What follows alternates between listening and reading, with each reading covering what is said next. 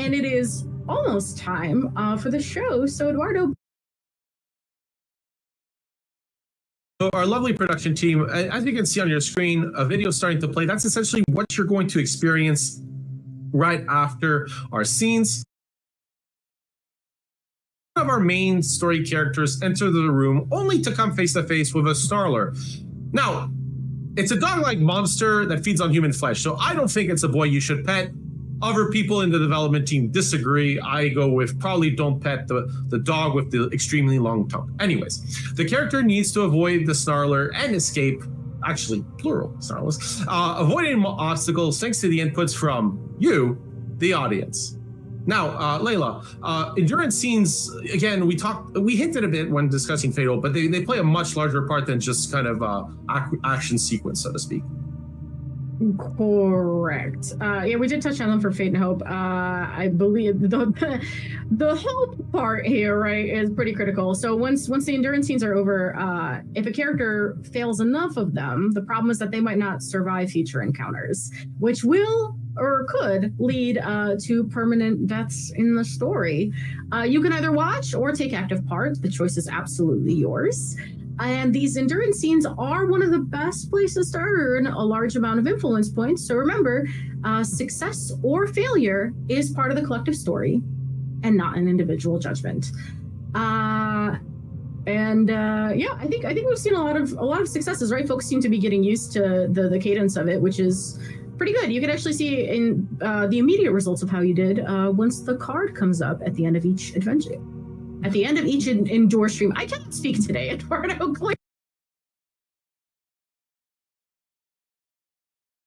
For our audience, we used to call these adventures, and during development, they ended up being endurance scenes as they are now. You get a little bit of a glimpse to that just before our show. Again, endurance scenes got a lot of feedback, so we did develop. But we are minutes away, so Layla's going to recap what we've been through just before the show goes live in a little bit under 2 minutes. Absolutely. So in terms of, actually, let's spice it up. Let's start with Norway this time. In terms of Norway, we've got a lot going on in terms of mischief on the farm. We're not sure if it's vandals or a creature or what. Ava's now learned how to shoot. There is some tension, let's say, between Astrid and Haugen, who is not handling Ingrid's case in the most efficient way, I would say. And then in terms of Pennsylvania, it seems like Toby's getting sucked deeper and deeper into the story of the Foundation. That cannot seem to let it go. And Rachel and Eric are, once again, there's tension between them also, again, caused by the Foundation. Who knew that a self-improvement group could cause this much drama? After the show, you guys can come back and see me interviewing Martin Montgomery, who's our creative director.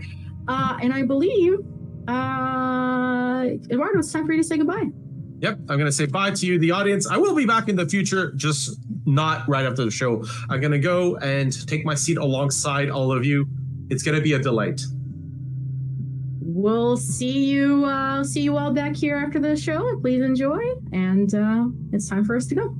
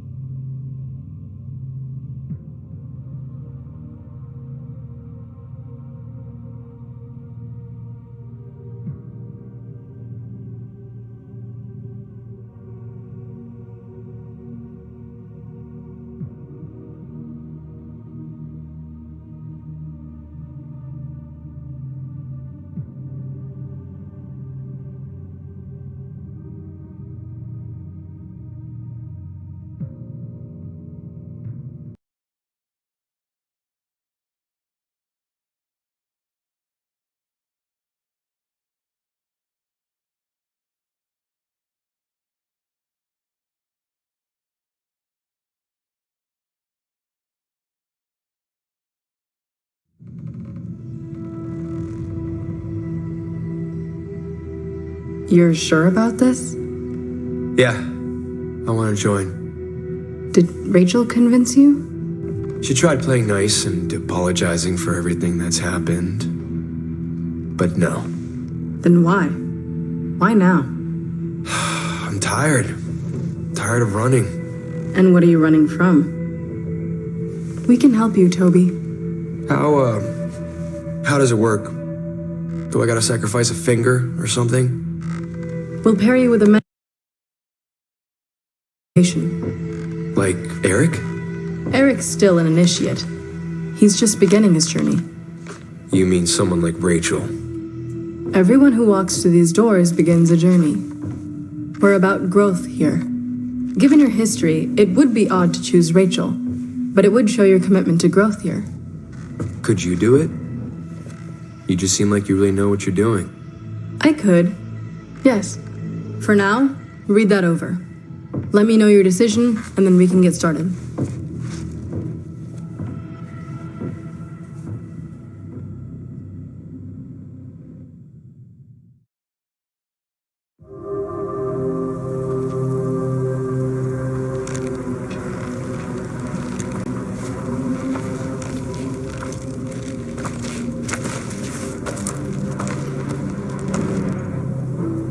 Please protect this house.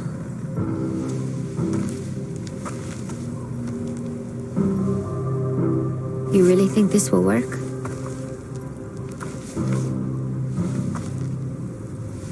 I hope so.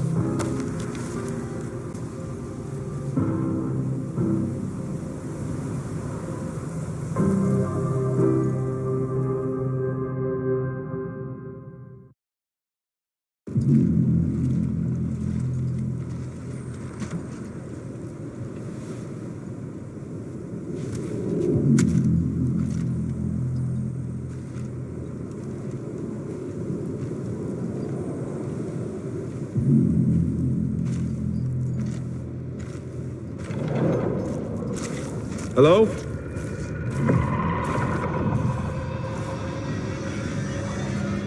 Who's there? Oh, Carl. Ava? Are you okay?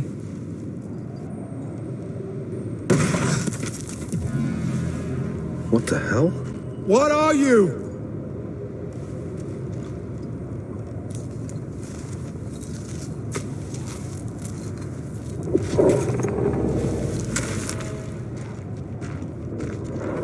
Inside. Keep away from the windows. I'm not afraid of you!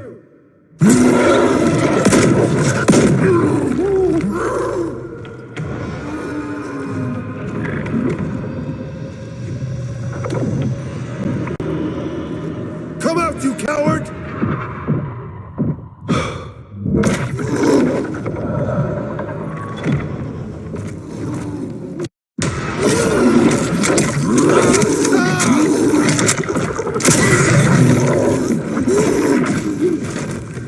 I got it. I told you to stay inside.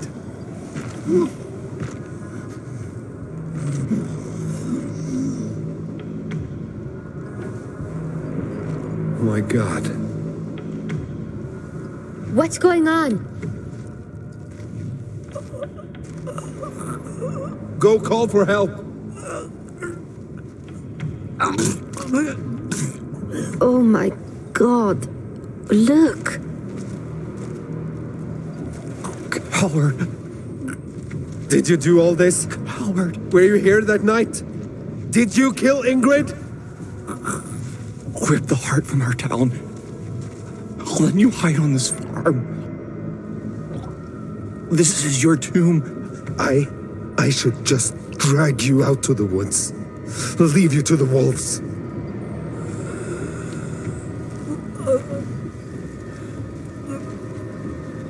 Once, when I was little, I found this newborn bunny out on the farm. It had no fur and 2 little holes in its belly from a cat bite.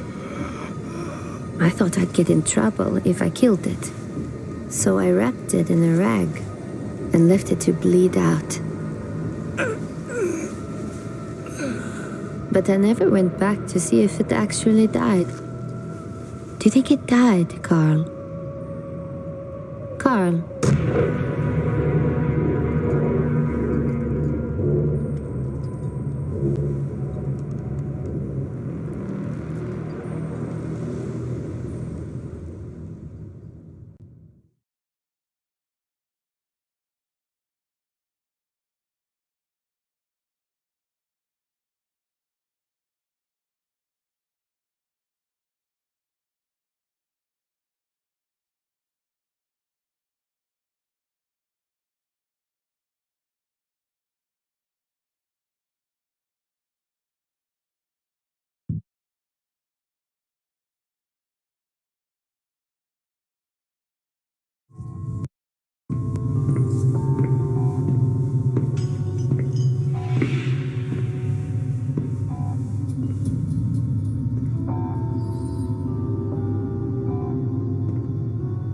What is this place?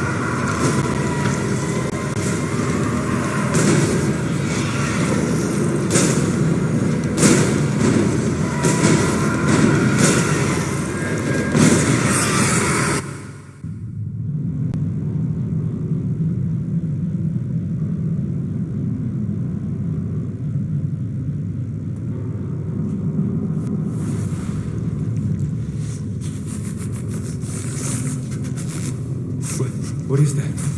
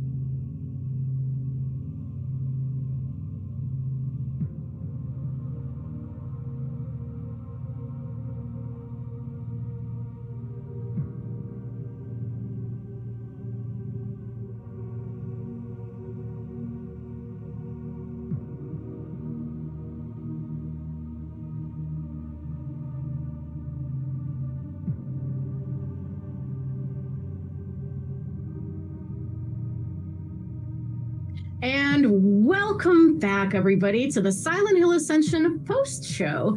I am Layla. I was here before, but the newcomer is Martin Montgomery, creative director. Martin, how are you? Hey, I am good, Layla. How are you doing?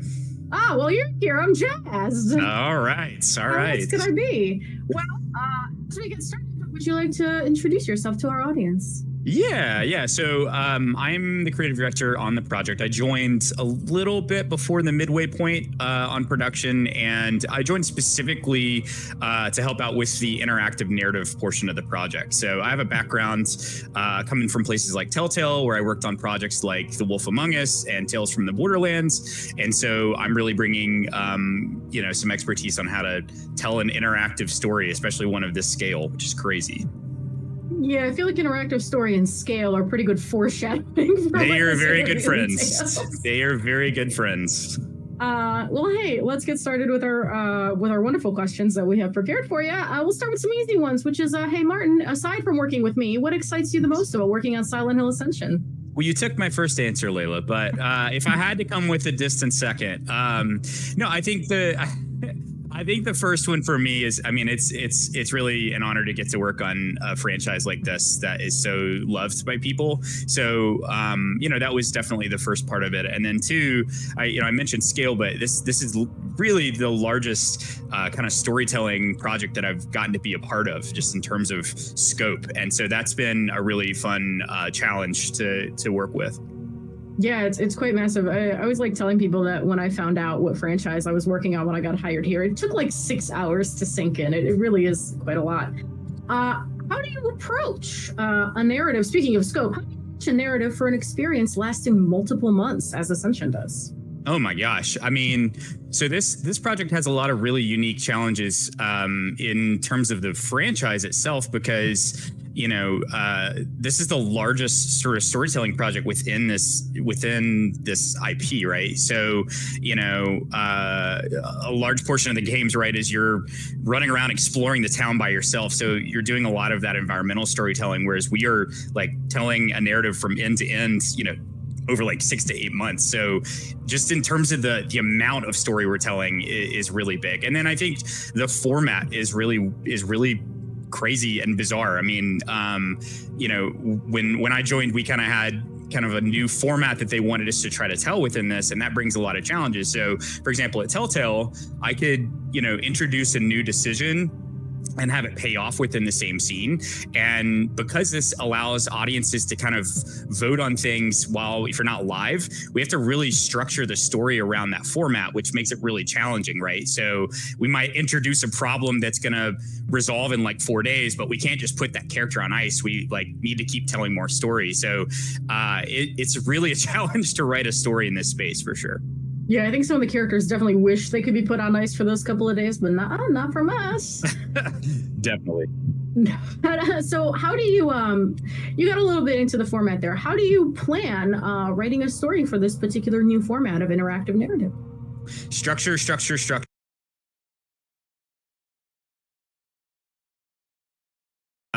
is important in any storytelling space, but particularly in interactive, you really need to kind of map out what you're doing because it gets really complicated. Our audiences are, I wish they could get a peek at some of the QA process for how we actually have to test all of the branches that go into this. So that testing and having good documentation is really, really important for mapping out a story like this. Yeah, for sure, Ziza. Somebody who's been there for a lot of that. That's been a huge part of the pipeline. I think I've given you a few heart attacks along the way in terms of you seeing what we're proposing for the production side of things. And you know what, Martin? I just love you so much that I forgive you. Okay. I forgive you for all you've done to me. This is recorded, so I have proof now, so we're good. Yeah, so. and that's what it's fine. I've made peace with it. I think we're okay. All right. Ones for you, which starting off quick, who was your favorite Silent Hill Ascension monster? I gotta say it's the Collector. I'm a huge Dark Souls fan, and it looks like a phase 1 of a 3-part Dark Souls boss fight, so I'm a big fan of it personally. So yeah, that's my favorite probably. Yeah, I agree with you 100%. Like if it were in Dark Souls, there would be something else lurking there. Who is your favorite character? Oh man, I'm Team Toby all the way. So, as someone that got to do some writing on the project, I think Toby was the most fun to write for me personally. I had someone give me some good writing advice a while back, which was like, don't be afraid to beat up your characters. And I just feel like Toby keeps getting put through the ringer, and I don't know, it just makes you want to root for him more, right? So I'm super Team Toby myself. Me and you both. What has been your favorite story moment from the weeks of content that we've aired so far? I think keeping in line with sort of the Toby storyline stuff. I was a big fan when we sort of got to see the convergence of his and Rachel's storyline a bit when he goes to the Foundation and chucks a Molotov cocktail in there is really fun. Something that we explored back at Telltale was when you are being able to role play multiple characters. It's really cool, I think, when those paths start to intersect. And so those are my favorite parts in the stories. When you see pieces like converge like that is really fun. Yeah, for sure. And there's definitely more of those moments coming. Still can't talk from the pre-show. Now, Martin, I do believe you have brought us. Yeah, I think we do. I think we can take a look at that when it pops up here, which will be fun. All right, production, all you. There she is. Is this giving you flashbacks? It's so small on my screen right now that I think I'm okay. Oh, man. Yeah. Of one of our tools that shows the branching in one of our scenes, right? So this has a number of different callbacks that take you down various branches, and then there's multiple endings on it as well. So this is a pretty beefy, branchy scene, which is a lot of fun, but it makes my producer sad when I show them things like this. Yeah, it takes some time to recover, but it's okay. But hey, Martin, we can see here, I think that this is one scene and it ends. There's 5 different kind of ending nodes that it can land in, but there's a lot more going on in the middle. Yep. So what exactly is making each of these branches distinct?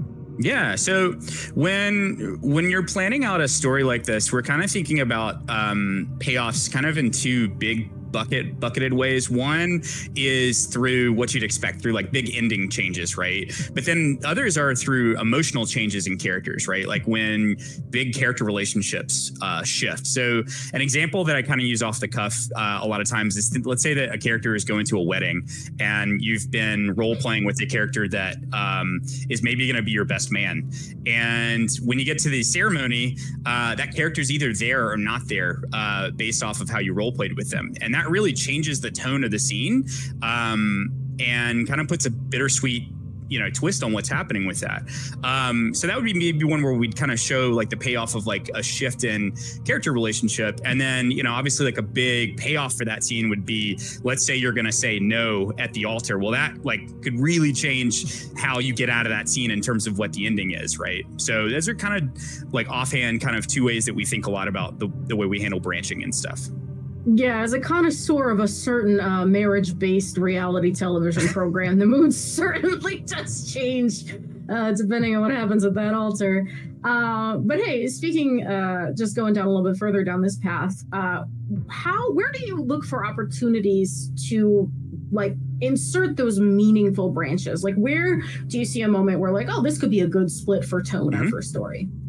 Yeah, so one of the things that you'll look at when you're looking at more linear media, like a TV show or film, is you're looking for where characters are making choices in the story, right? So when a character makes a big choice in the story, it's often revealing something about where they are on their character journey. So a great example would be like Walter White from Breaking Bad. Like the first time that he dons the Heisenberg hat, like that's a big moment, a big choice that character's made that shows us where he is on that journey. So a lot of times when you are trying to write or design for interactive, those are really good places and moments to let the audience decide what they want to do in that moment, right, and help drive that. So that's there's a bunch of different ways, but that's usually a big place that I'm thinking about is, as I talked about earlier, structure.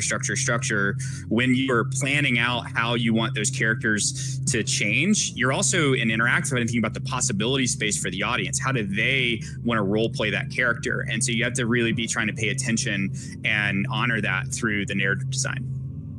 Yeah, and something, for folks in the audience who maybe aren't like into the nitty gritty of game development also is like, you'll often see if you look at credits for games that you like, there's writers and there's narrative designers. Like part of that is there's a whole career track dedicated to structure.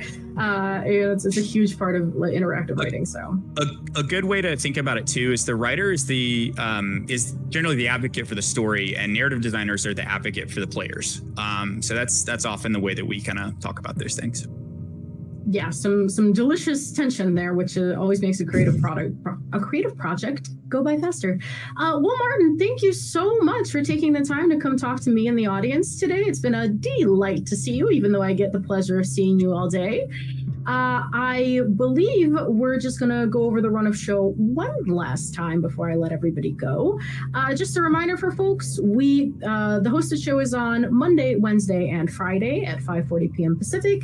The show is on every day at 6 o'clock Pacific, and then the post-show happens whenever the Endure goes, whichever way it tends to go. So thank you all so very, very much for your time, and we will see you all when we come back on Monday. Awesome. Thank you.